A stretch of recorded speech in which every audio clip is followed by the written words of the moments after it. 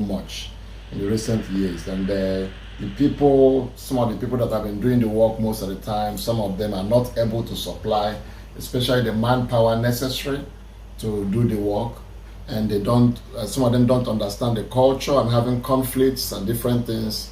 And some of the places where we have these refugees are very dangerous. So there is a lot of a hold back by some organizations, individuals, and cultures. So we have to fill the gap.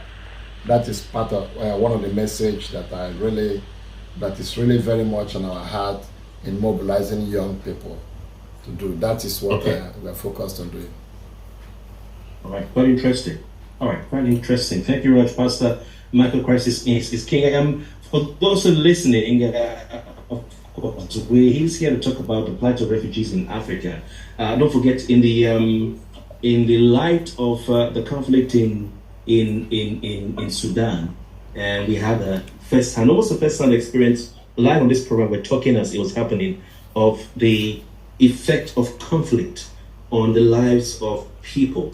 Many Nigerians who were in Sudan for educational purposes, for work, and other purposes were stranded because of the conflict between the Rapid Response Forces and the Sudanese military, and the efforts to get them back home were followed by Nigerians. A lot of Nigerians really passionate about the efforts to get them to come back home, and we're following it live.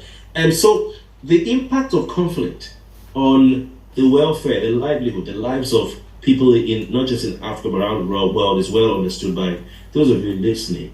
All right, and of course, our guest tonight is going to give us his experience, share his experience with us. Last year, I came across a report. Reverend Pastor Michael Christisking and Mrs. Christisking, I came across a report that said that that revealed that for the first time in history, this organization does a yearly report analysis of the top 10 most neglected crises in the world. The top 10 most neglected crises in the world. And they revealed for the first time last year, their 2021 report revealed that the top 10 most neglected crises in the world was comprised entirely, that list was comprised entirely of African countries. And this signaled a huge humanitarian challenge for the continent. And tonight we're here to discuss, look at what can Africans do to help those who are misplaced by conflict in the continent. Yes, I know you guys at home are eager, anxious about the situation in Nigeria. But you see, whilst the head is functioning, the arms need to function, the heart needs to beat, the blood needs to work properly, the liver needs to function properly. Michael Christisking, is it true? What do you say to those who are saying, why should I be concerned about refugees when the price of fuel has just gone up to 600 naira? Do I even have food in my house to eat? Well, what do you say to that? Because I can tell you a lot of people are saying that right now. I can tell you right now, doing the work I've done all these years, one of the greatest ways to get people to see why they should be concerned is to visit a camp. You visit a refugee camp. Yes, you visit a camp. Don't just go for a day, go for 2 or 3 days, visit a camp. You will know why you should be concerned. And many people that visit camps, they come back, they're asking themselves, they're not asking, how am I going to get fuel in my car, which is a valid need. Every family, most families, they should be concerned. We should be concerned about our country and about the situation of fuel, food, and all of that. But when you see people in such desperate, desolate, shameful situation, that you consider yourself so blessed. You come back, you count your blessings. Whether you live in America or you live in England or live everywhere, there are problems everywhere. They come in different patterns and shapes, and people change locations hoping the problems will go away. But there is nothing like being dislocated from everything that you know, from home, from friends, from family, and you are in the middle of the bush. And the first day you arrive, some people walk as much as 500 miles to get to a place where they feel safe, to lodge in a bush, to cross the border, and to be in a place where they are accepted, to just simply live in the bush. By the time they are 500 miles, as much as 500 miles on foot, you know. So you can imagine trying to carry your bag, your certificates, or your items. By the time you walk 10 miles, you start dropping things. You know, you walk 50. I've walked miles. I've walked 300 miles on foot. I know what it means. So by the time you walk 10 miles, you start dropping things, and you don't want to carry anything anymore. By the time they get to the camps, they have nothing but the shirt on their back. And then you think you're going to be there for one day, you end up being there for 4 years, hoping that you're going to have daily food to eat and protection and so many things that are, and it is increasing.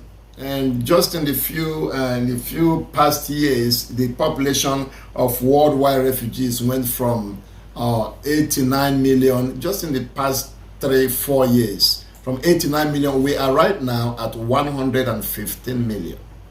At this rate, in the next 10 years, we are passing 200 million. And of course, wars and rumors of wars are increasing. It's not just wars, natural disasters, and all kinds of famine and situations that just make it terribly unpleasant for people to live in certain parts of the country.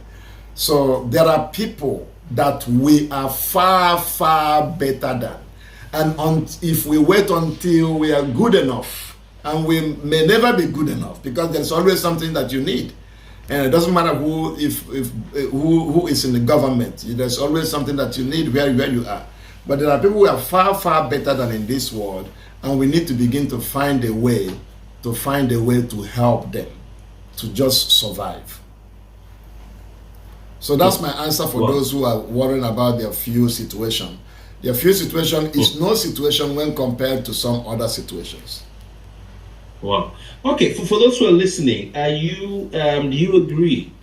What are your thoughts on this? That whilst you listening to me tonight, listening to us tonight, are going through, your moment of difficulty, that it's apt for you to spare a thought for people in Africa, even in Nigeria, who are going through a difficult time because they are refugees and they're displaced by conflict.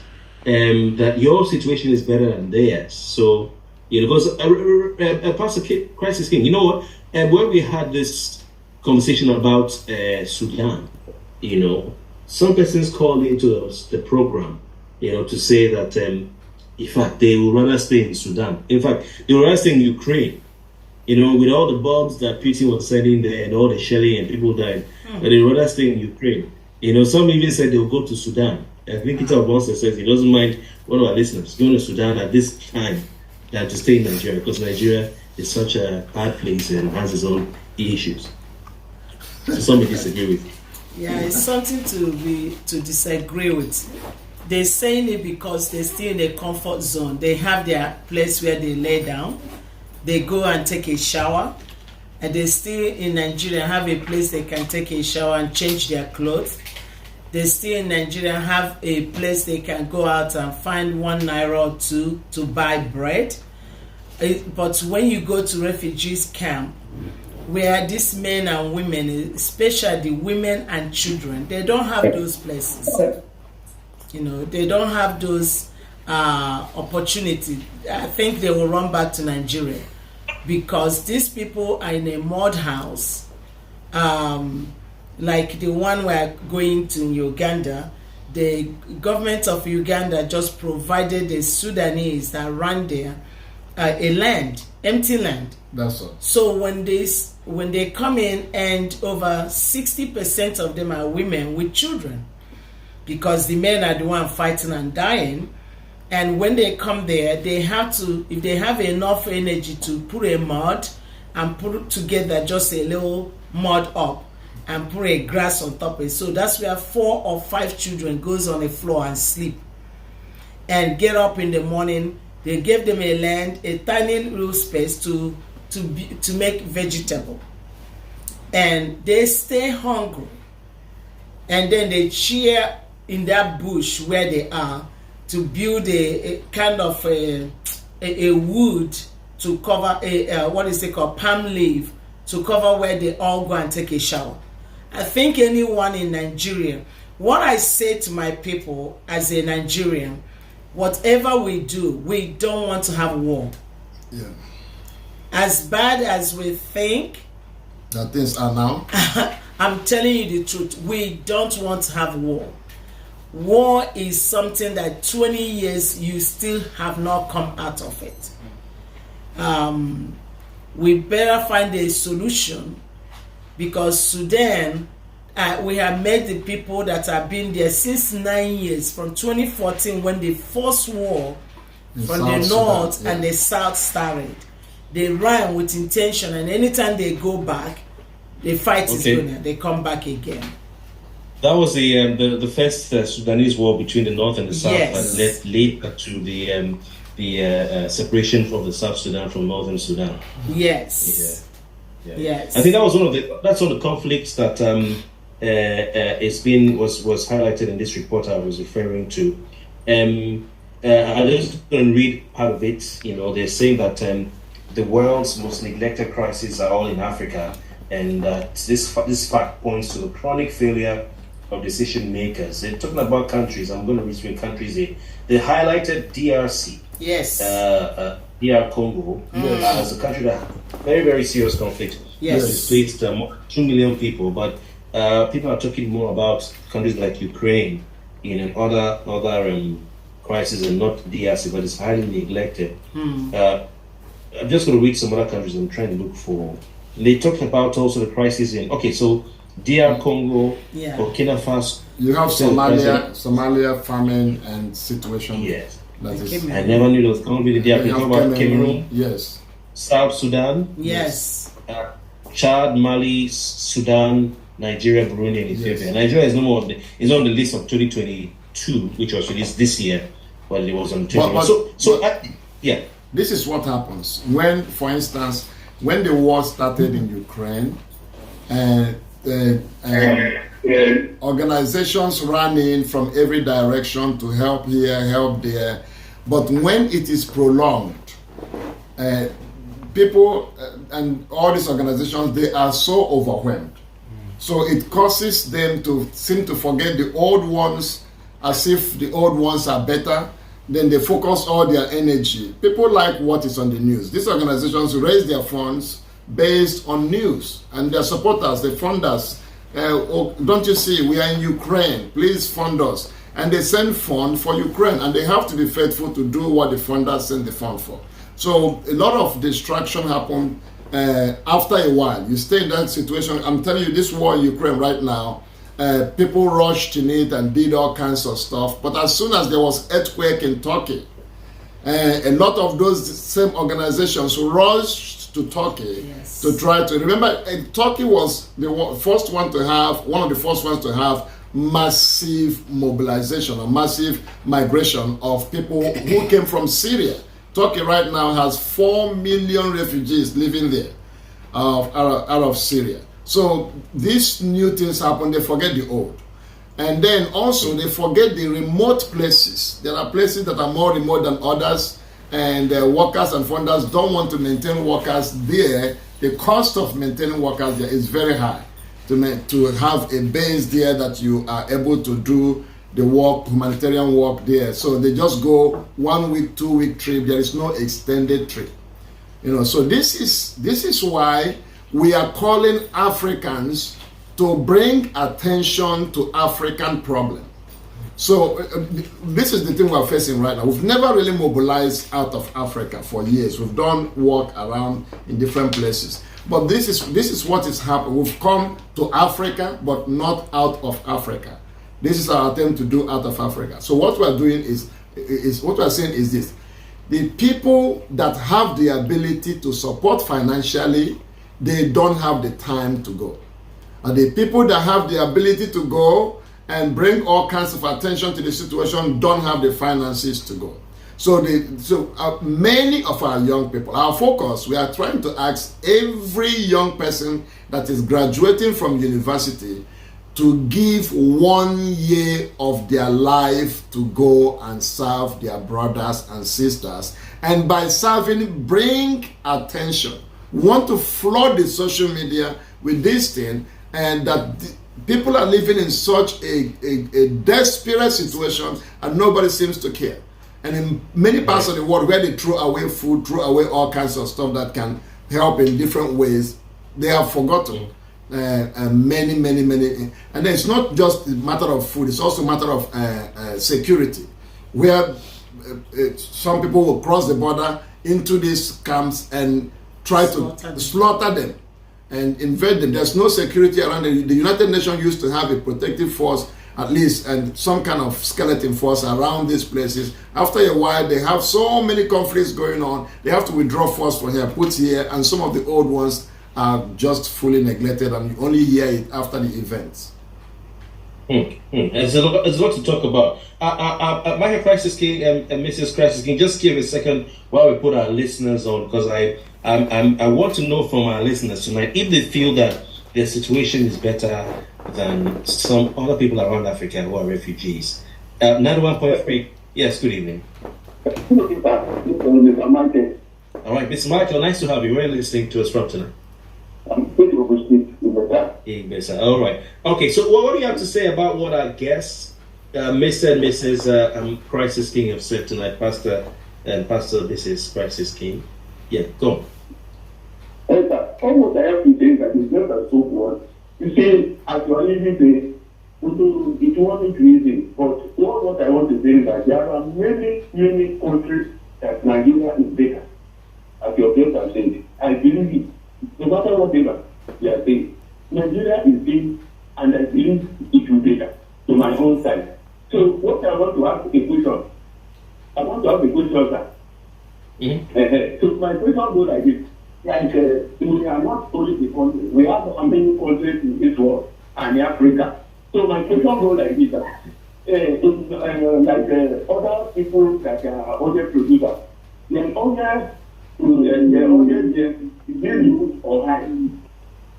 Okay, you want to know? Okay, you want to know whether? Wait.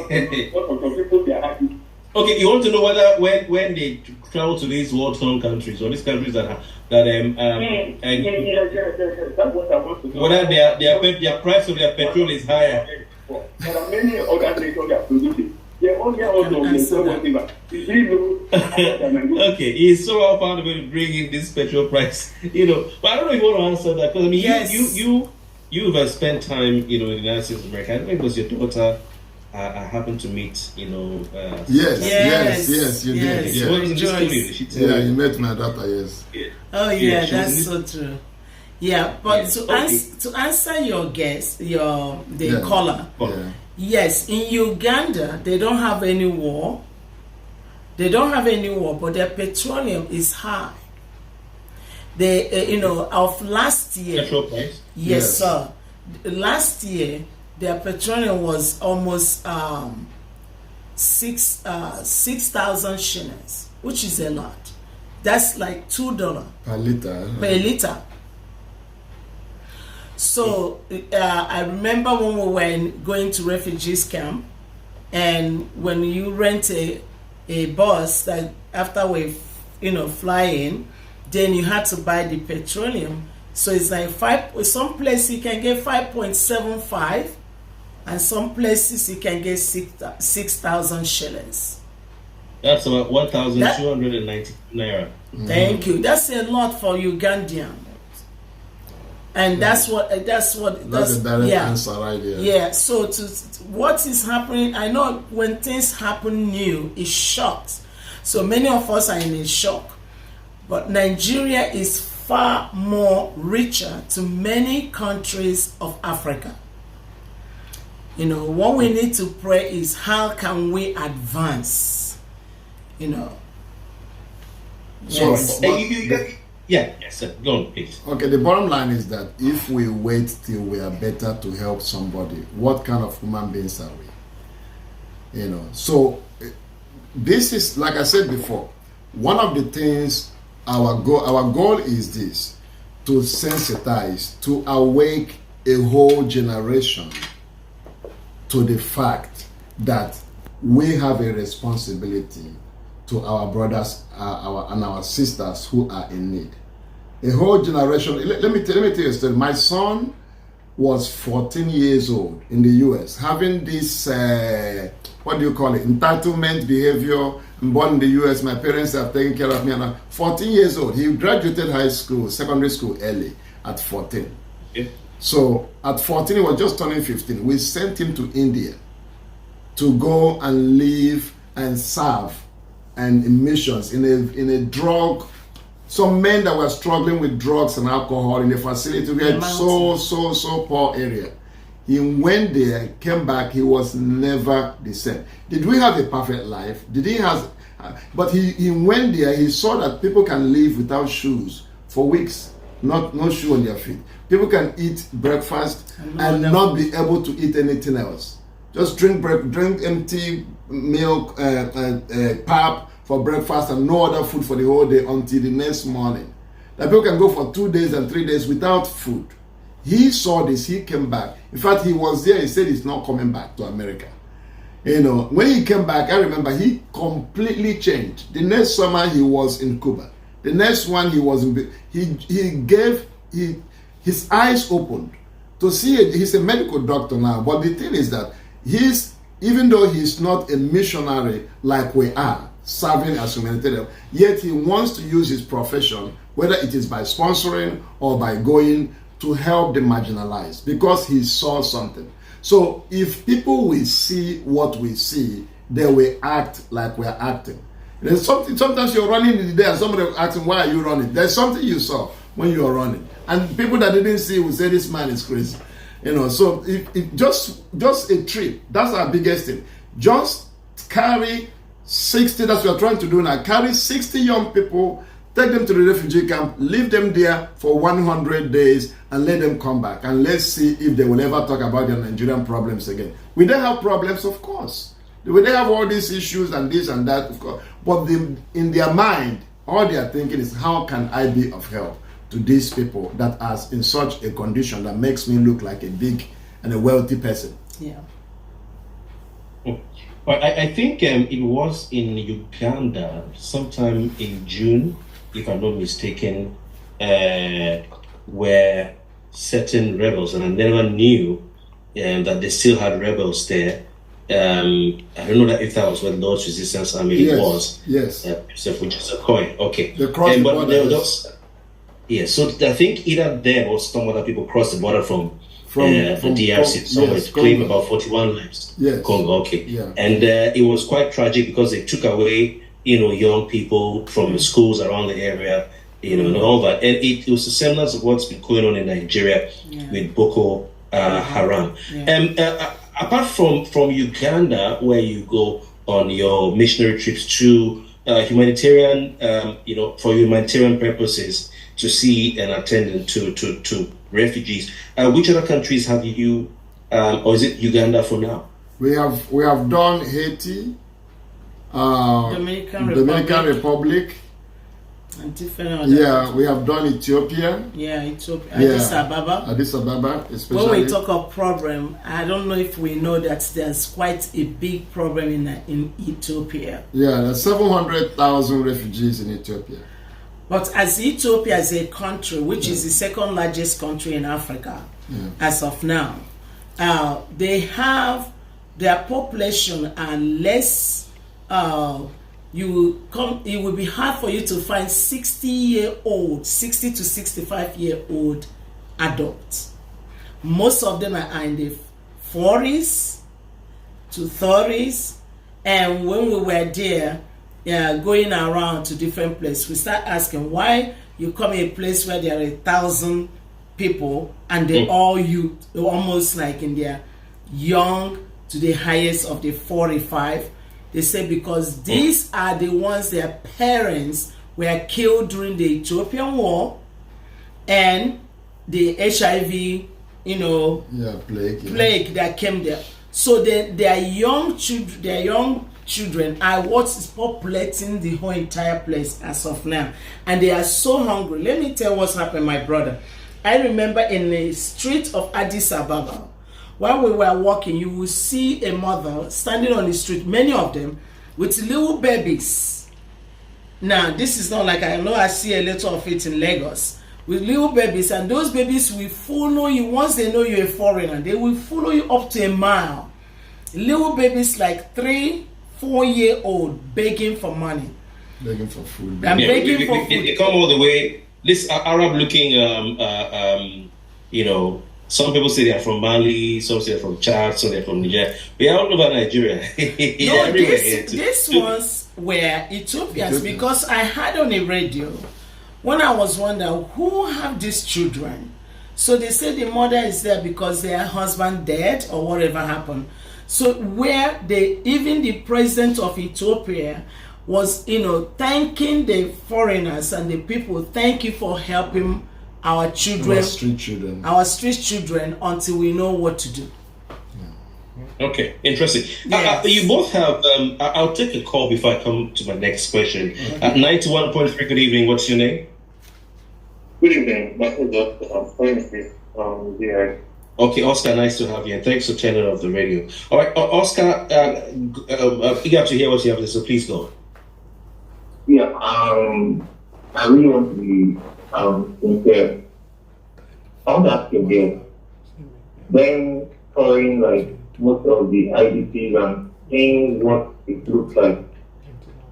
What's your take on the way Africans say something like they would have government?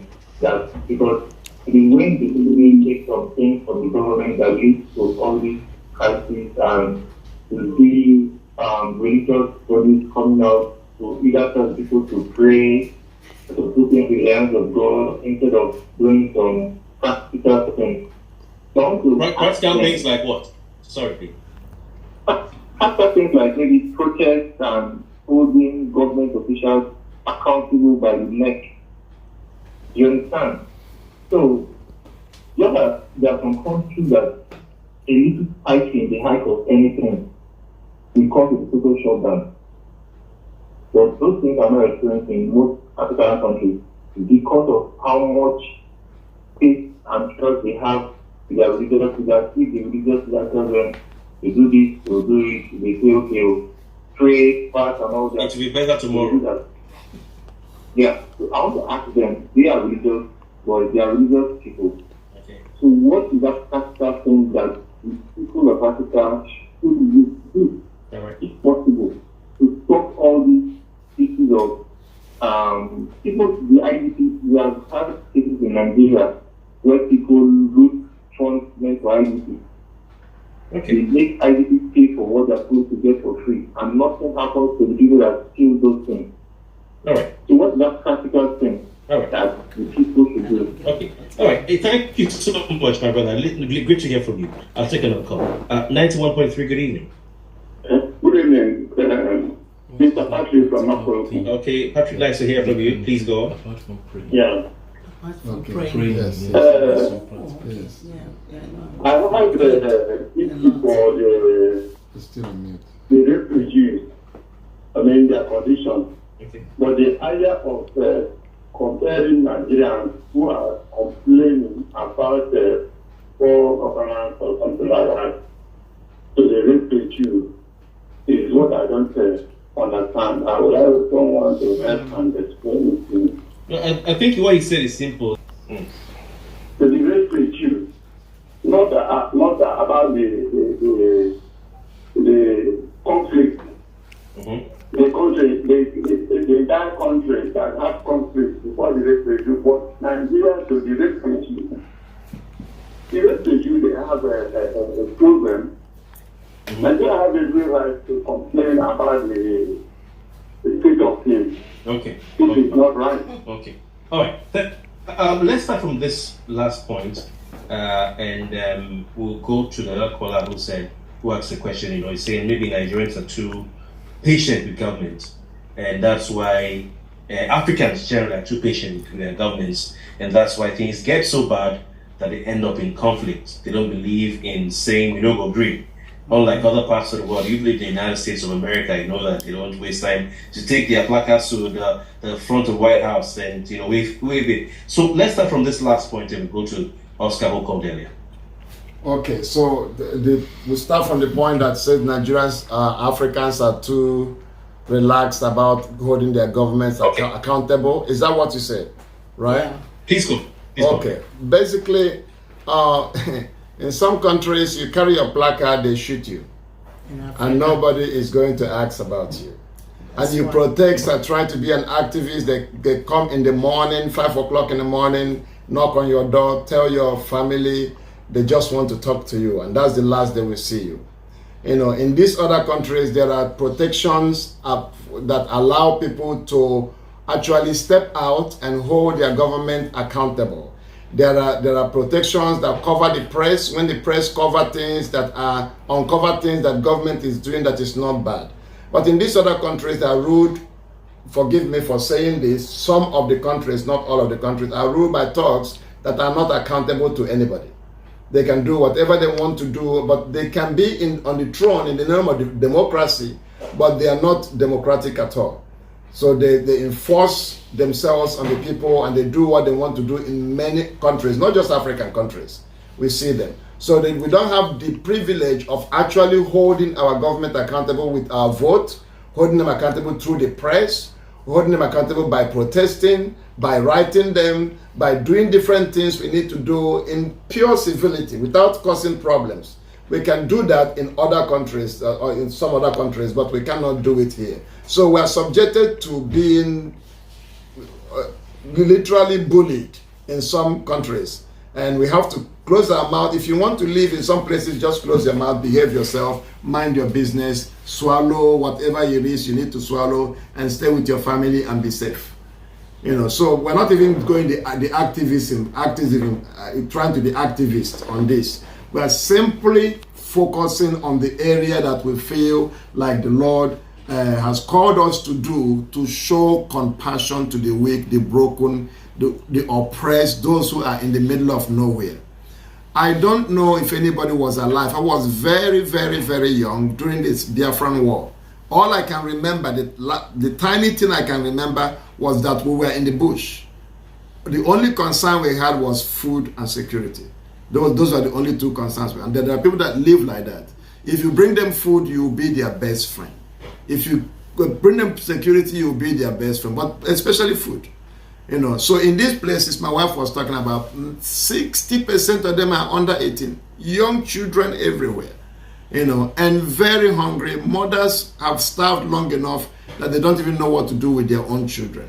So the biggest issue we want to focus on is how can we help them, not just give them food, but create a way for them to get some kind of life skill as they are growing, make a way for them to have some semblance of sanity. Some people have lost their sanity because they have been traumatized by one situation after another. And put our hands around our brothers and sisters and tell them that we love them and that God loves them and that God is not responsible for their dilemma and that things are going to be better. There's nobody that goes through sorrow that won't like comfort. And that's what we are seeking to do. One of the things we have in Africa is human resources. We have people that can do things in this country. So we should not wait for the West to come and attend to our brothers and sisters who are dislodged, displaced, and running for their life. We can't take that. So before we fight the government, let's do this simple one. And then we pray, and those who have activism and work with politics should work to make sure we upgrade our government to standard. It's a slow process, but it will come in place. But for now, let's feed those who are hungry because the clock is ticking on their lives. All right. Interesting. You've gone towards what my next question. But before I ask that question, I see we have a listener line. I'm going to put them on now so that they can join the conversation. This is on a WhatsApp line. 91.3. Good evening. What's your name? Olaliko, how are you doing? Okay, so he was trying to talk about one of the things you said. When he sent a message earlier, which I would like to read before I can reach him. He said, Kofi, I have a friend who attempted to go back to Europe after his graduation from, attempted to go to Europe rather after his graduation from OAU, that's your Bafemi Awolowo University, via the Sahara Desert. He says he ended up in Libya before the ousting of Gaddafi. He says, I learned from him that a lot of Nigerians lose their lives and so many end up as refugees in troubled countries without the possibility of returning home. Okay, Oladeko is back with us. Can you hear me, Oladeko? Yeah, I can hear you. Okay, listen, Mrs. Christisking, can you hear him? Yes. Yes. Okay, Oladeko, please go. So, you read my message. I just want to add something to that. Mm. You know, you said earlier on that some Nigerians said they prefer to go to Sudan than stay in this country. Mm-hmm. Okay, I belong to an humanitarian organization that has an affiliation with United Nations. I don't want to mention the name of publicity. And we've been to communities in this country, communities like Dosbin Village in Ajegunle, we've been to Ilaje in Bariga, Makoko. If you see the kind of lives that people are living, even somebody that happens to be in a refugee camp is living better. So when people that have such realities have the opportunity of calling and say they prefer to go to be a refugee in some countries, it's a virtue of the reality they are living. You can't blame them. That aside, I've listened to the initiative the guests have been a very naughty one. We will be able to give them the right support as possible, but I heard them saying something. I see someone doing service, youth service or something. I'm not clear about that part. Okay. I'll allow them a chance. But if I want you to finish, so I can give them a chance to answer a question. Yes. So if people can volunteer to serve in refugee camps, I think it will be able to change some of the paradigm people have about this country. Okay. But some, no matter what they see, no matter what you tell them, they are bent of living in this country, irrespective of how easy it is or not. I watched a movie recently about story where people go through this river, Red Sea or something, to get into Europe, and they lack Mediterranean Island. A lot of people die in this process, but people don't care whether they die or not. People don't care whether they end up in war-torn countries or not, in as much as they leave this country. I believe this initiative, when people go on volunteer, they might be able to have some change in opinion about this country, but some people, nothing is changing their mind. All right. Aleko, thank you so much. Keep listening as I guess answer your question. Yes. Yes. Please go on, Mr. Christisking or Madam Bikin. So yeah. Now, the first question he asked was what again, please? Okay, he was saying that the first point he made was that some of the people who are over here are going through a lot. That maybe if you look at people in refugee camps, their life may be better. He used the example of Dustbin Village. I haven't been there in Ajegunle, but I should visit. We have been to Makoko. I heard him say Makoko, right? Mm-hmm. Yeah. So he's saying some refugee camps in Africa are better off than Makoko. I don't think I can say that. When I was in Makoko, where the people live in such a very bad place. But remember, these people went there. I don't know what situation. Some of them just find themselves there and make that place a home and surviving. But the refugees are they are in a country that they are not a citizen. They're in a country where they're not allowed to go out. Remember, they are in a holding place. To be a refugee, you don't have, especially the one in Africa I'm seeing, they don't go out and walk or go out and do anything. Anything they do is right in that place. In that country. Yeah. So there is no way. The people in Makoko, their situation is bad as it can be. I saw it. And all they need is somebody, a businessman that can come and buy that place, fix it up, give them a little place there, and give them employment. Mm. But they are home. They get up. They can go anywhere if they want to. They can go as far as, but refugees cannot do that. That's another thing we have to have understanding about it. You know, yeah. So it's not really the same, because there's something of even a homeless person on their hometown, in a home place. So it's homeless, it's bad. But having that your familiarity of home, then when you are in a place where you are put, and you know one thing about refugees, when you put them in a country that agree to bring them, they may be there for a certain time, and they move them to another place. They don't have control, but they are not allowed to work because they are not a citizen. They cannot come. They cannot go to market. Very rarely do you see that. But this is the focus. This is the thing. This is very doable. This is very doable. I heard him mentioning it in something about NYSC. That's the question he asked. You know, he wants to know what do you mean when you talk about the young people. Okay, this is very doable. As I'm speaking to you right now, our goal next year is to mobilize 1,000 young people. To get 1,000 young people coming out of university, and to ask them, would you please give 1 year? This is not the NYSC. This is a work we're asking them to volunteer. They should do their work for the country, and hopefully if we get a way that the government can actually give us people right for that to be part of their NYSC, that would be wonderful. But this year also, that they are going to volunteer to serve with, whether it's IDP in Nigeria or refugees in Nigeria or refugees outside Nigeria, that 1 year that they are going to serve will also be a part of their CV, to really talk about their experience in service, in volunteerism, and in being able to be a solution to problems of the world. But the point I'm trying to make is this: to mobilize 1,000 people, because right now we have 60 people. We have it divided in teams. We have a group of people who are bringing awareness to the problem of the refugees. We call them our name is Life Mission. We call them our Life Mission Media.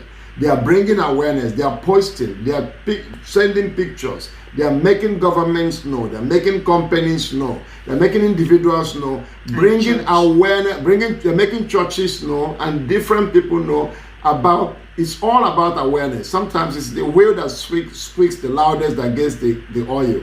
And these refugees have no mouth. Nobody speaks to them. Even in the places they live, even in the country they live, the people that live in the communities around them, closer to them, they live about an hour and a half away from the closest community in Uganda. These Sudanese, where we are going, have 900,000 Sudanese living in the bush, and away from the communities of Uganda. They're not allowed to cross that border into Ugandan communities, even though they are on Ugandan side of the border. But to have, since we started mobilizing, suddenly the communities within that area that heard that these Nigerians are coming to visit, they're all excited. And they're asking, what can we do to help? And we're telling them, they've been there for all these years, you haven't helped. Of course, we're not discouraging them from helping. They're all excited, want to be a part of that help. So it's provoking the people to, and then also these young people have all kinds of skill.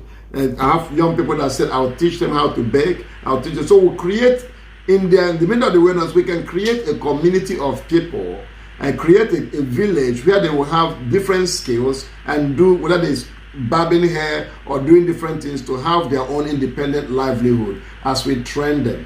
Like we said, we are humanitarian and we are gospel. So we lead them to the Lord, we teach them about Christ, we pray for them, but we do practical things.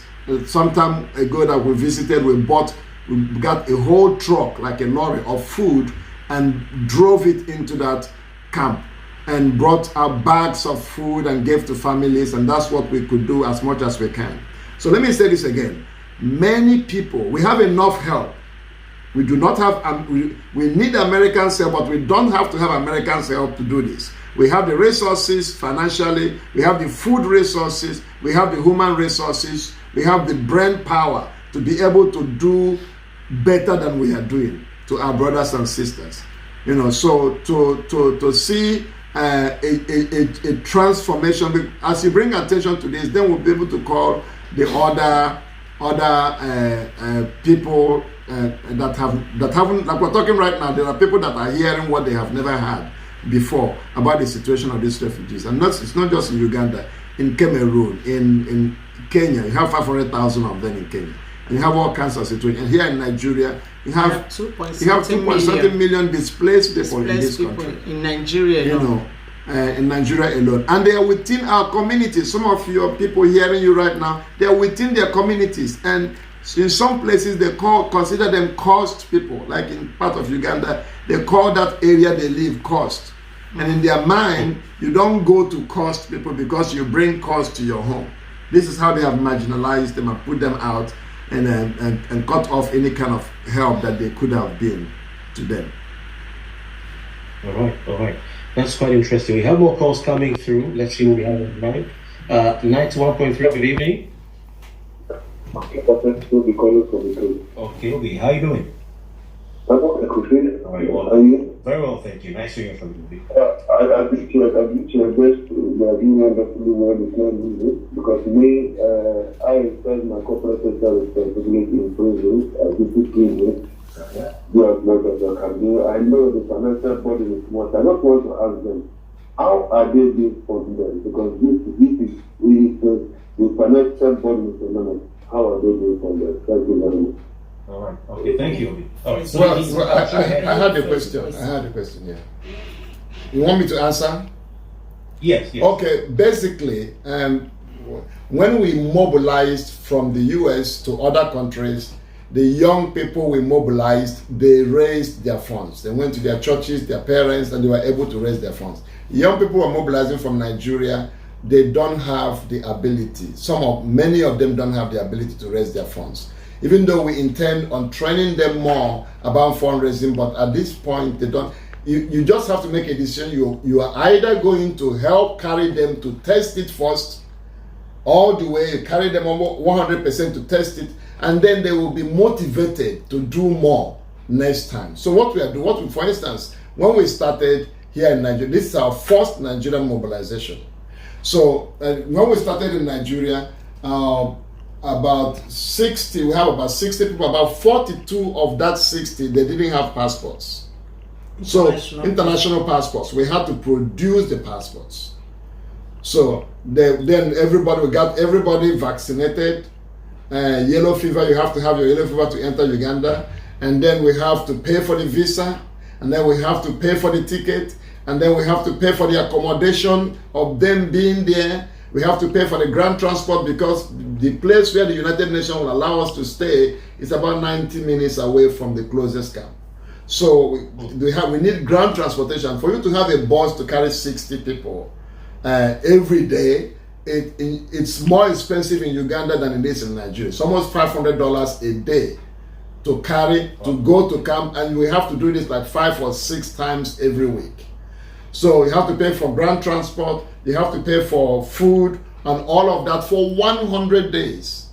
And this is what we are saying. We are saying to Nigerians, your young people are willing. We raised over 10,000 young people. If you give me 1 year, I'll raise 10,000 young people out of Nigeria. Skilled, ready, committed young people out of Nigeria. The question is, how do we carry them? That's where young people are available because they don't have the attachment of marriage and different things. They have the mobility. They can go for that 1 year, get that experience, move on to their career, whatever else they are called. A few of them can say, this is what I feel like I need to do for my life, with my life. That's fine. But many of them will come, move on to banking, move on to teaching, move on to medicine, whatever it is they are called. They move on to their career. But to carry them initially is where the burden is. So we are asking the people that are not available, but they have the hand. You can sponsor one person. You can pay the air ticket. Right now, the reason we were supposed to travel in May, the reason why we're still in Nigeria, I'm talking to you right here in Nigeria, is because we haven't been able to raise the plane ticket.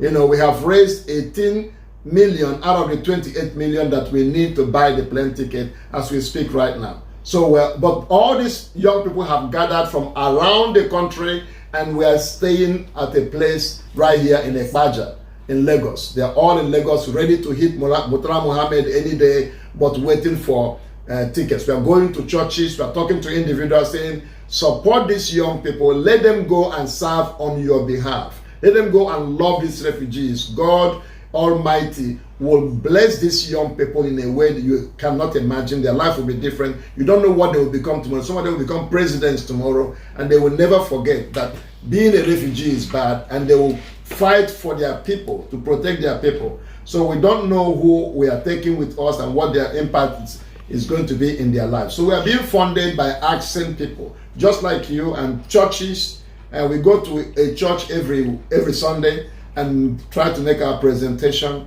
And we go to, we're writing letters to individuals. That's how we're, right now in Africa, we are trying to get Africans to fund Africans so we can go. We have enough in our continent to fund our young people to do it.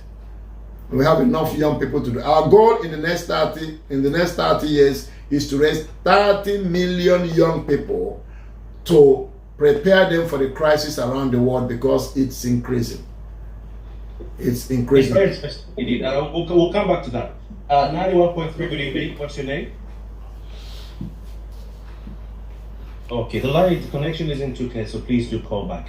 Obi, I think you've heard, I think it's a very important question Obi asked, and because, when we hear some of these places you go to, you may wonder, how do you fund, and the young people who are meant to try and say they can raise their funds, I'm sure that some of them will not be able to raise the funds, and if you may not want to, Michael Christisking and Madame as well, you want to ask them to go back home. You really want to see them out there on the field, the refugee camps, helping out, encouraging the people out there, and all that.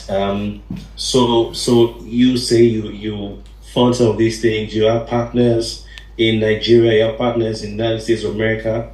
Are you open to public support to be able to go out to these countries? People who are just listening and say they want to. Are you open to those kind of things?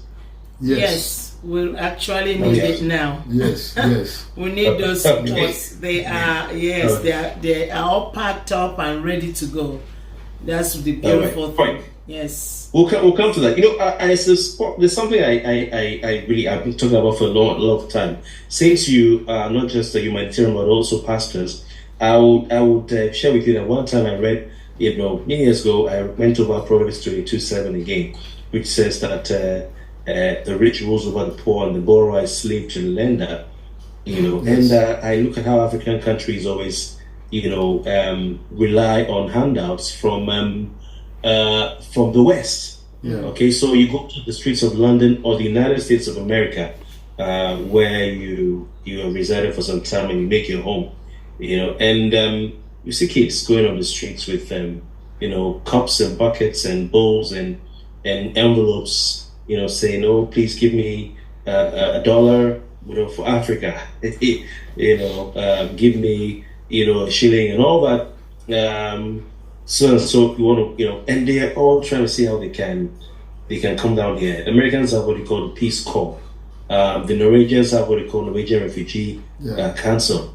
The Brits have what they call British. They have something. I don't know if it's DFID. Yes. The Americans have what they call USAID as well. Yes, USAID. And so, yes, UK have what they call UK Aid, if I'm not mistaken. Yeah. Different countries around the world. Scandinavians do a lot. Canadians do a lot. Japanese do a lot. Germans do a lot. But Africans, the French do a lot. We're always like this. We don't help ourselves. You hardly see Africa.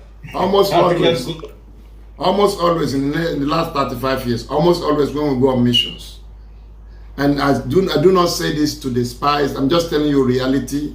Almost always when we go on missions, it's with white people that we have traveled. Based when we go out of, even African Americans don't go as much on missions.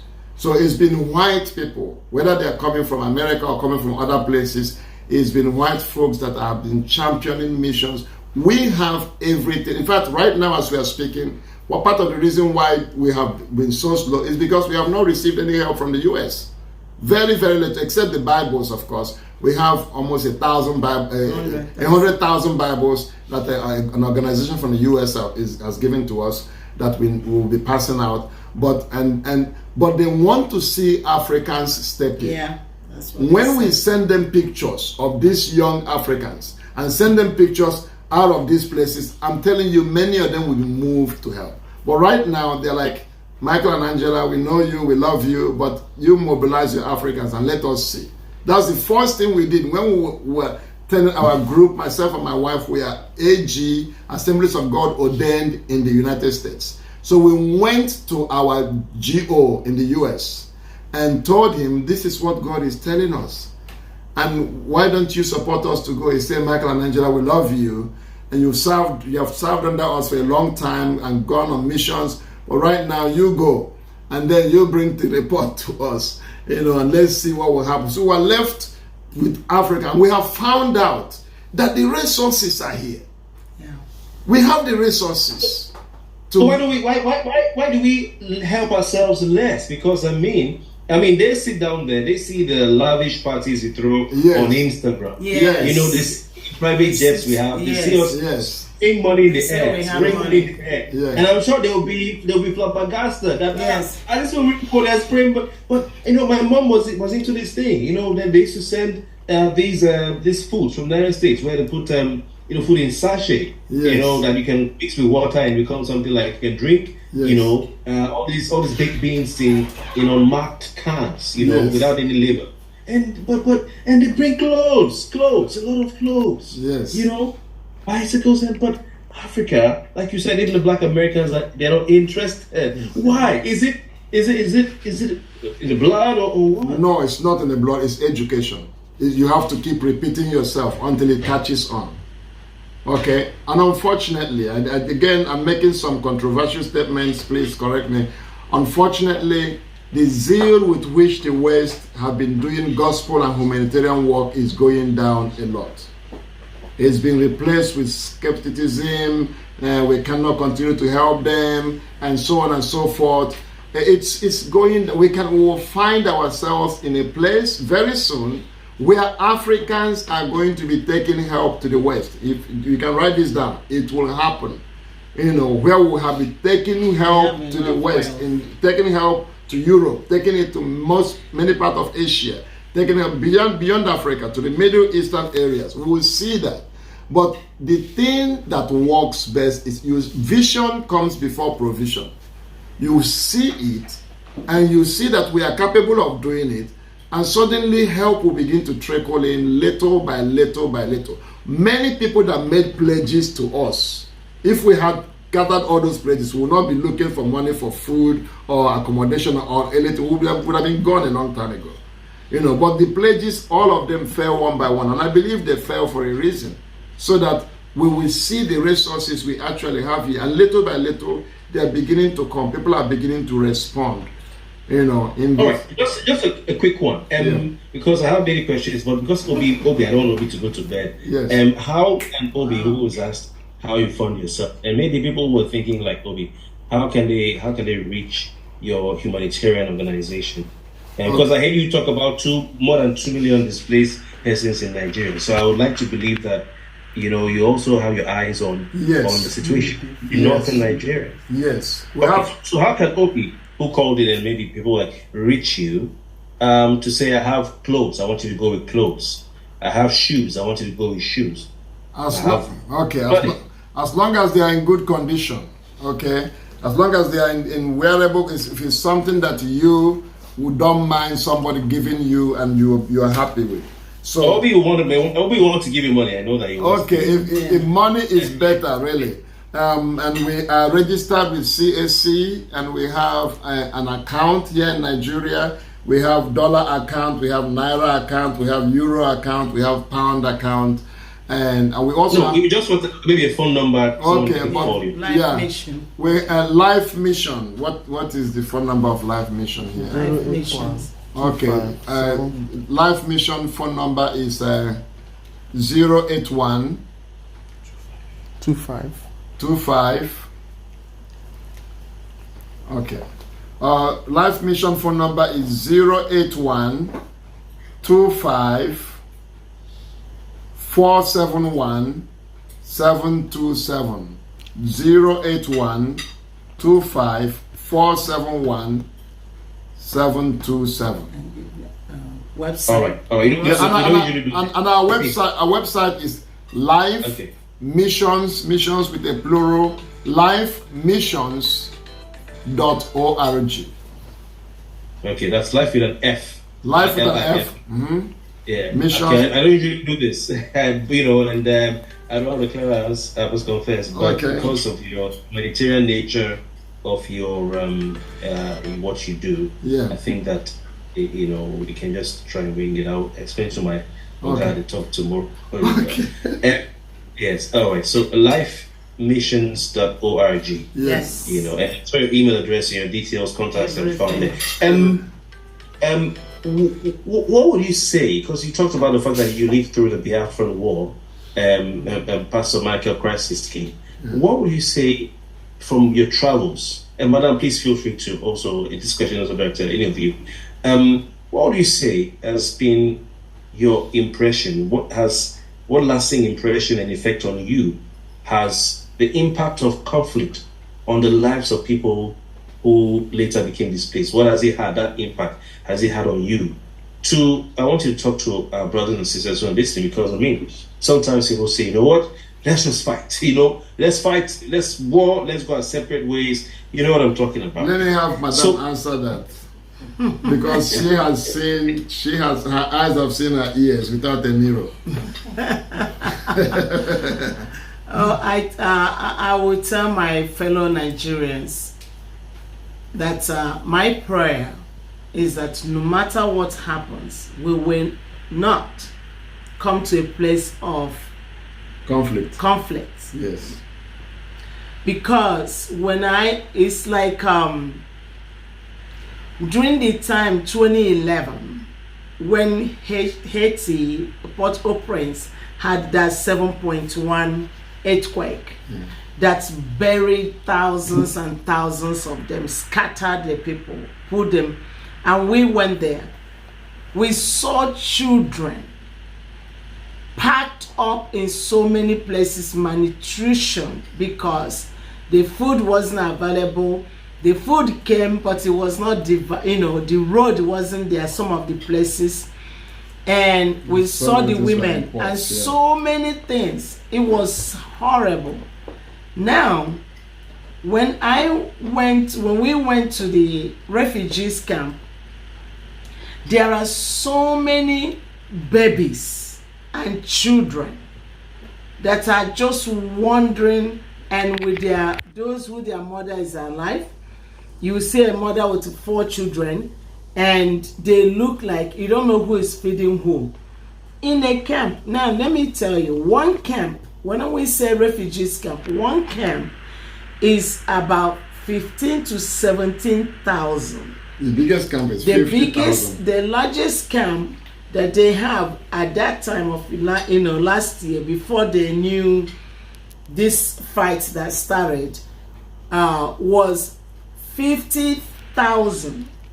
Now, go to a camp of 50,000 people that came from different tribes. They are running for their lives at this time, and they're not from one tribe. They're from different places. It's no longer, everybody just trying to hide, to hold their life. 50,000 living in the middle of nowhere. That's one camp. When I look at the children, when I look at the women, it is so bad. It is so bad that this December I have to go, and we bought about 400 women hygiene. Yeah. Because when I went the first time, looking at where they were, and they were having so many problems, I found out, how does these women cope? They're still human beings. Nature is still running on them. And we bought the regular, hygiene. It was like, what are they going to do? So now we had to do a creative one, the one that is reusable, to give to them. And they don't know what to do. I tell you, some women are shamed because they cannot take care of themselves as a woman. That's another thing. It was terrible. It's like I had to read, educate women that are in their 30s because they felt so unhuman. Yeah. And they felt like the few men that are in the camp, look at them like a dot because they have no power to uphold themselves. So my heart was broken. To be honest with you, the place I will consider, I haven't been to hell yet. The two places I will consider worse than these camps are some prisons in some countries, and of course some mental institutions and how they treat their mental health patients, horrible as hell, and the refugee camps. Those are the three worst places you can ever. There are some prisons that are like hell, and then you see this is close to it. This refugee camps, and of course from one camp to another, from one country. Uganda is moderately peaceful compared to other countries where you have still conflict inside the camps, where you see because you are Fulani that is hiding in the camp, and I'm from Igbo in the camp. We are fighting each other in the camp, and they are trying to keep order, to maintain order and peace within this camp. So they bring the conflict. They bring the conflict to their camps. Just like what's happening in some Palestinian camps where they even shoot, they fight and all that. They launch rockets at Israel and all that. Yeah. Wow. So you say that Nigerians should rather look for a way to live in harmony than very much. Let them pay the price of harmony and peace. Pay the price it's worth than the price of war. Because the healing from war takes years to come. The reparation, the coming home, the displacement, life, families are turned upside down. Life is not the same. And especially where Nigeria is now, if there is a big war, just even a moderate war in this country, to heal from it will take us another 50 years just to get our head off the sand. And it took us a long time to be here. Sometimes, and when I left Nigeria, I felt Nigeria was better.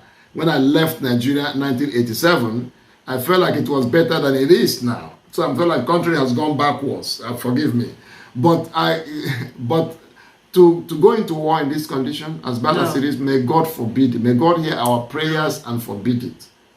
And forbid it. I tell people, two places you don't want to go. One, you do not want to go to hell. That's number one. That's because it's permanent. And two, you don't want to be a refugee. I'm telling you. You do not want to be a refugee. It's bad. So, and the only way to see it, I say people come and see. That's all. I don't have to preach to you, just come and see. One time you come, nobody will convince you that if I have, even if it's a shoelace, I will give. As long as I know that they will faithfully deliver it to the refugees and be accountable for it. And another thing about war that people have to know, as I have observed, the children, it affects the children generations of tomorrow. To come. Yes. And if you don't have the children, you will never have a country. No. Like when I look at some of them, some of the children there, they don't know their parents died. I've seen 18-year-old and younger, they don't know, they don't have a parent. Some of them, so their parents were killed in front of them. Dragged, took them when they were running, and they've been there. I remember one tall young boy that came to me, wrote something. He said, I'm just asking. He said that 2018, the only visitor they had was Joyce Meyer from America that came to that camp. And they haven't had. Yeah, that's what I'm saying. So she said he wrote to tell I'm an orphan. Anybody visiting? Yeah, he said I'm an orphan, and I don't have any parents, and I'm just here asking for help. I want to go to school. I want very tall young men, and there are many of them. What do you expect them to be, and how? Within 4-hour driving distance of where we are going to be stationed, we have over 500,000 young people under 18 years of refugees age. from Sudan. Yeah. It's quite interesting what you've said. The effect of war, the price of peace, staying together, unity and harmony is better to pay that price than to pay the price of war, is what you're saying. Yeah. You talked about Joyce Meyer. I tell you what, in 2022, there was a terrible flood in Nigeria last year. Southeast, south, parts of the southwest, north, central, submerged, a lot of houses. Government was very slow to act, and a lot of people to today have not heard anything from government. And Joyce Meyer was one of the first people I saw on the internet sent humanitarian relief items to Nigeria for the flood. I went online, and some people said maybe I was being too strong-worded about the church. I said, I hope the church in Nigeria rises up to this, because you're here. Joyce Meyer, not you, I'm talking about the church now. Yes. The church is here, the Nigerian church is here, and an American woman of God has quickly, I think that week, sent in, she has a network, so she knows how to do things, probably has an office in Africa, sent in material items. And what is the church doing? And I also called out the government, tweeted at Tony Inumelu, he replied that the corporate organizations are doing something, but it was fact. Joyce sent in relief materials before any church I know in Nigeria sent to the flooded victims in Nigeria last year. Joyce sent in before the government even woke up to start doing something. So I don't know. It's hurting. Do you think that we need to stand up? Let's look at the religious organizations, even the Islamic groups. Because they also have this as a part of their. I know you're preachers, but I want to reach out to everyone. And the Christian organizations. Do you think that they have to? Our religious bodies have to sit up? Or if we, am I touching the anointed? No, you're not. You're saying what you're saying is true. This is the work of the press, that we talk about these things. We're not putting anybody down when we talk about them. It depends on how we talk about them. Again, there are many churches, or even Muslim groups or other organizations. They have a good heart, but they have not seen what you see. You see, we have rape in Nigeria, but some rapes people are not made aware of rapes as they need to be. We have sex trafficking, but awareness is everything. When you bring something to the slave trade was going on under the nose of churches in the West. Even churches, church members, deacons, elders in churches had slaves, and they thought it was okay.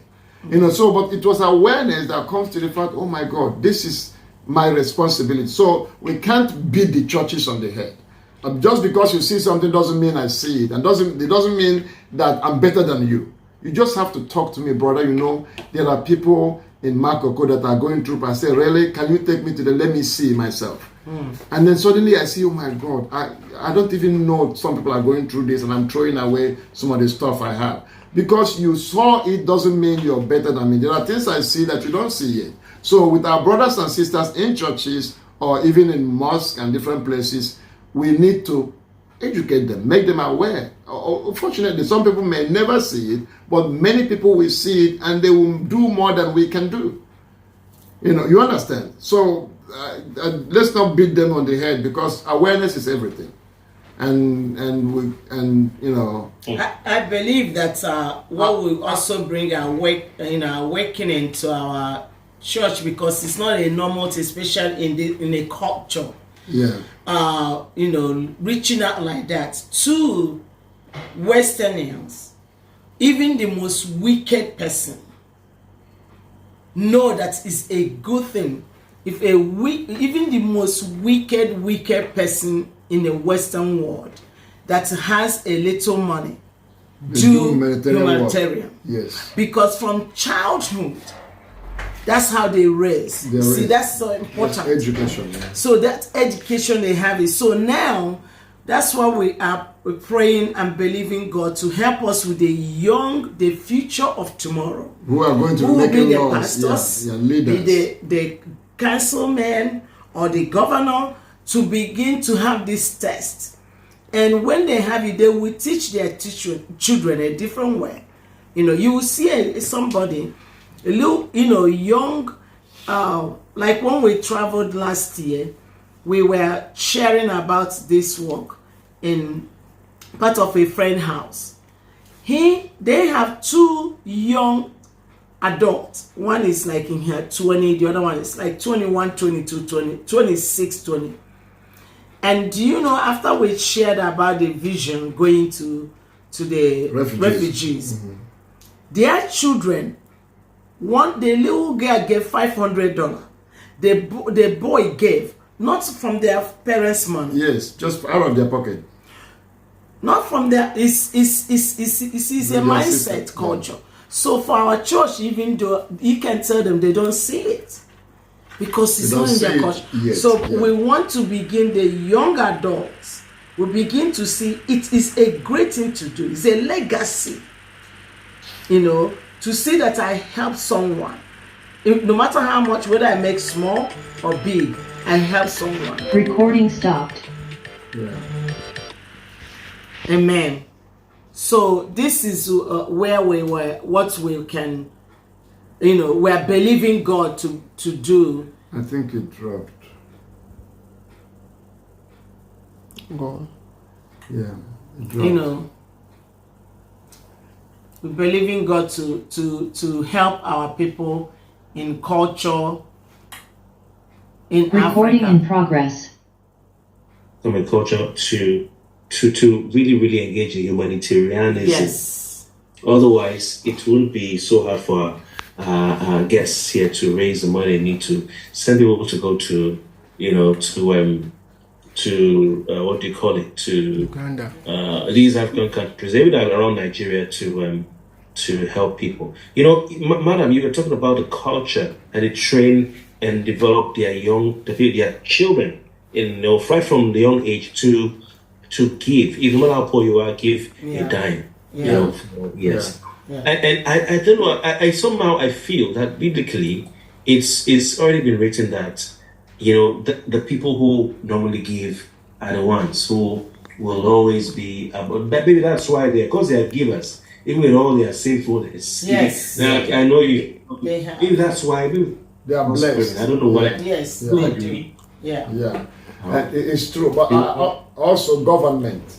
The government, for instance, we have what we call in the US a 501c3 status. In other words, we're registered with the government and we have the non-profit status.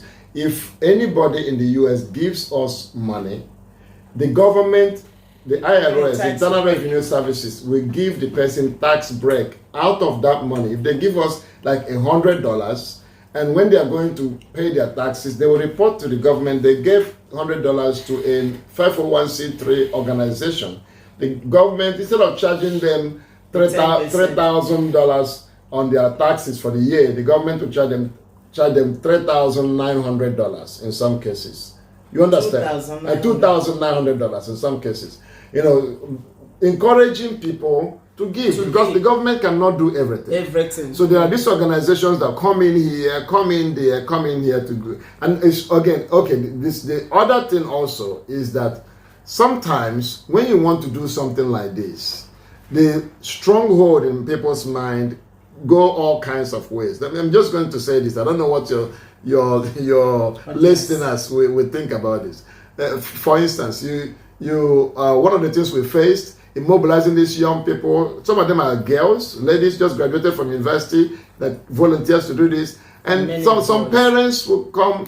I remember one parent came down to where we are, staying in Ikpaja as a whole team of us are staying here in Ikpaja actually, and so they came down. One of the parents came down here from Ogun State.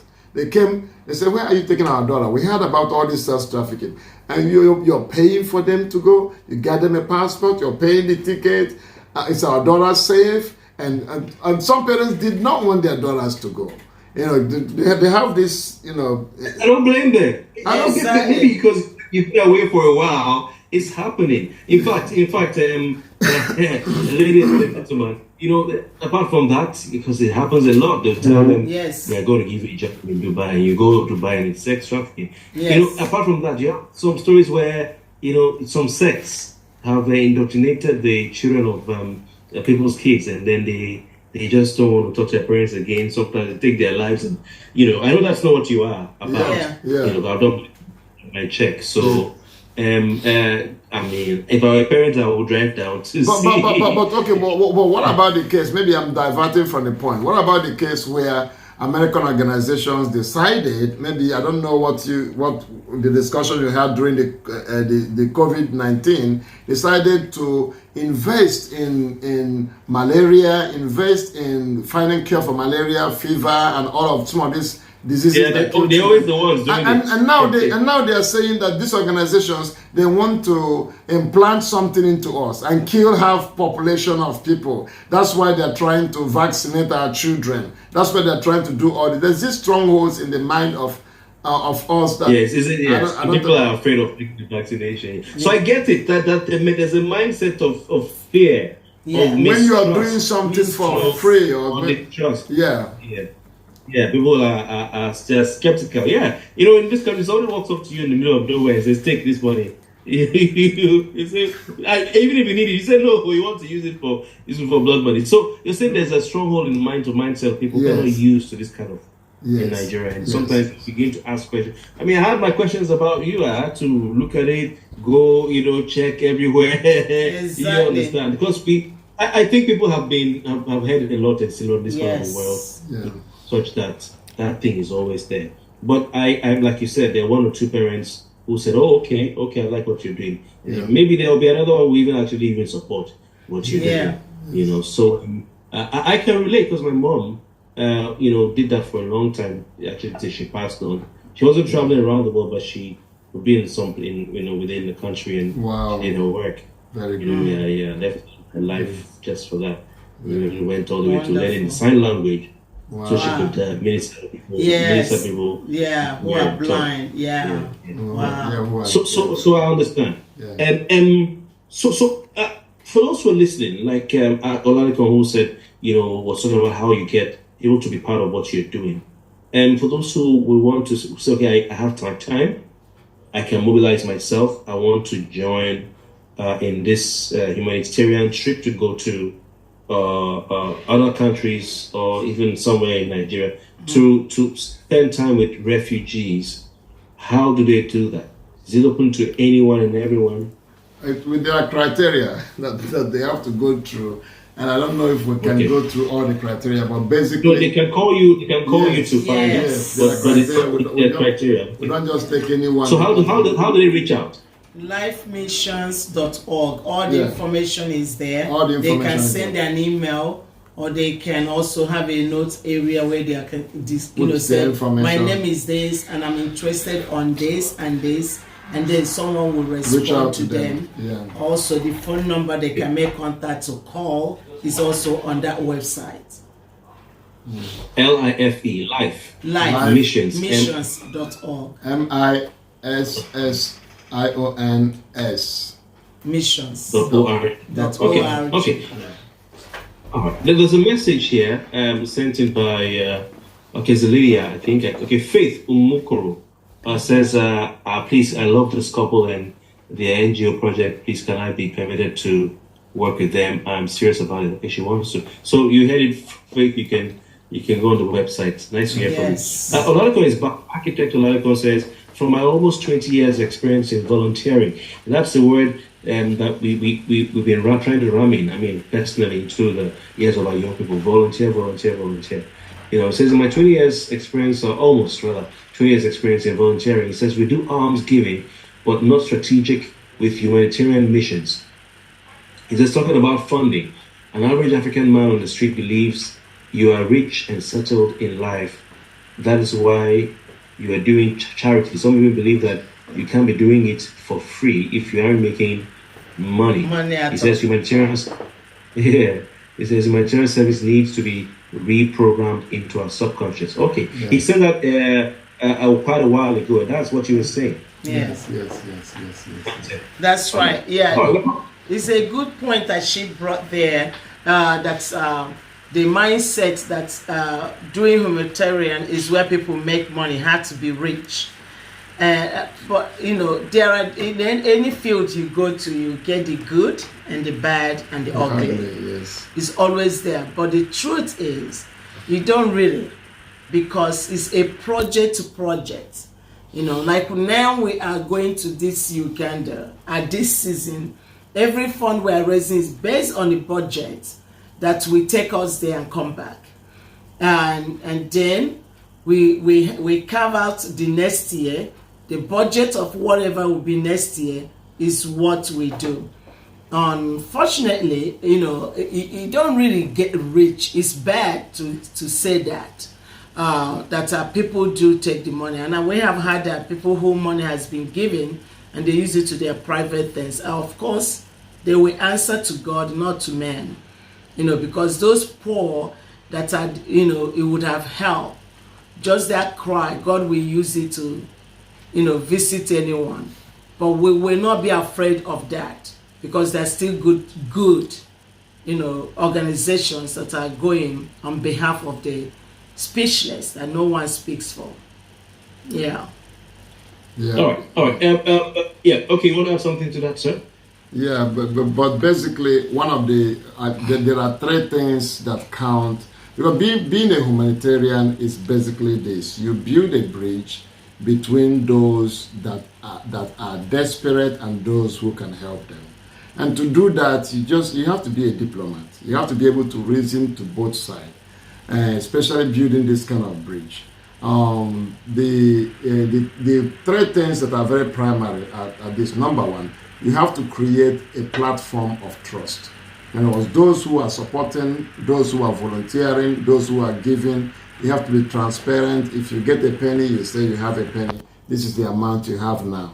And again, I believe that teaching and communication and education can solve so many problems. Instead of leaving something that it's okay for somebody to make a question, or all these organizations, there are organizations that do those kind of stuff.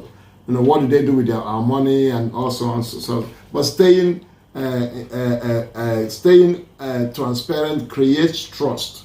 That's number one. The number two is that you have some people are not interested in reaching beyond themselves to help another person because they believe that they need help. They are the ones that should be helped. So I've seen so many people talk to. They say, "How come you can't come and help us?" And then when you finally get them to a place to see the people that some of these people get broken, they say, "Oh God, I'm so sorry. I've lived all my life thinking I'm the most helpless person, and how can I help?" And so on and so forth. So to help people that have capacity to help, and they don't even know they have the capacity to help, they have the tools and resources to help, only because they are just looking to be settled in life. I just want to settle my family and take care of my parents and take care of my children. That's all my mission in life. And they end up being the most miserable people, unfortunately. You're just really, really saying what Ogaliko has said, and he's also said what you said. I didn't know you were sending a message, but I look at the message and it's just exactly what you've been saying. So I think the thing is, you guys have mutual experience in your different graces of doing arms and humanitarian volunteering and all that. So he can relate to what you're saying. He says that in his almost 20 years experience, he said we do arms giving but not strategic with humanitarian missions. We just like, okay, I'll come help, take this one, I'll go by, so we meet them on the road, we street, but we don't actually strategically do humanitarian missions. I never really thought about that being two different things. That's what he's saying. It's quite interesting. So I want to thank you so much for your time. You've given us quite a lot more than an hour. Yeah. I don't know, maybe the American time is still what you're operating on, your body system. I don't know. But I would like to say thanks to you so much for your time tonight. And we've learned a lot. A lot of our listeners tonight have just been listening in and enjoying the conversation. And I've learned a lot myself tonight, and I'd like to thank you missing Reverend Michael Christisking, Pastor Michael Christisking, and Mrs. Michael Christisking. You're born to Methodist parents. I also was born to Methodist parents as well. Yes. Yes.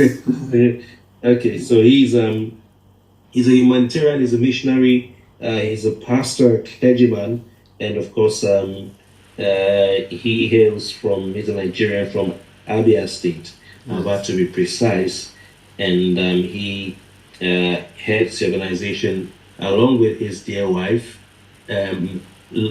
Life Missions International. Did I get it right, please? Life Missions. Well, lifemissions.org. .org. If you want to call the full name, our CAC full name is Exalting Jesus Life Mission. So sometimes when we say Exalting Jesus Life Mission, some people feel excluded because we have Exalting Jesus there. It reaches out, whether you are a Jesus believer or you're a Muslim, we reach out to people from all faiths to help them. We don't reach out only to one faith. Of people. Okay, maybe one day I'll hop on a plane with my wife to some country, or maybe go up north, to the displaced people. A lot of Nigerians are displaced outside in Cameroon and other places. Yes. Yeah. So maybe we'll see if we can I want jump on this. I want to say something real quickly before you close down. I just want to tell young people out there, especially those who are presently in school about to graduate, finishing their NYSC, that we have a massive opportunity. At the end of it, we'll actually give you a certificate that will go a long way to help you in challenging jobs. And it's also an opportunity, especially what we are trying to create is some kind of momentum to help young people to travel outside the country, not to escape Nigeria, but to serve. And then they come back to Nigeria. We also want to engage them to serve our displaced people here. So on and so forth. If you're a young person, and if you're a pastor out there, if you are a businessman out there, are several ways different people can help. You didn't hear this by chance. You heard it by divine appointment. So don't just say, oh, that was not for me. Reach out, and there are ways you can help to make this work, and to make it work better and more effectively, and so on and so forth. This is not a work that one person can do, and it's not a denominational work. We're not like, oh, this denomination. Across the board, there are people from different backgrounds that are part of this work in different ways, doing different things. Some people are just information, they give us information. Some people know. I'm talking to somebody right now that knows exactly someone that has a heart for this. And they can call, did you hear what I heard today about check out this group? And whether a heart to support or a heart to go, a heart to mobilize others to go, there are several ways. And when you reach out to us, we'll give you more information. And we are on Facebook, Instagram, TikTok, YouTube, everything. We are there, and we are there. We'll give you so many information. Thank you again. And God bless you. Okay, Pastor and Mrs. Christisking, thank you so much for your time. Thank you. Ladies and gentlemen, thank you so much. And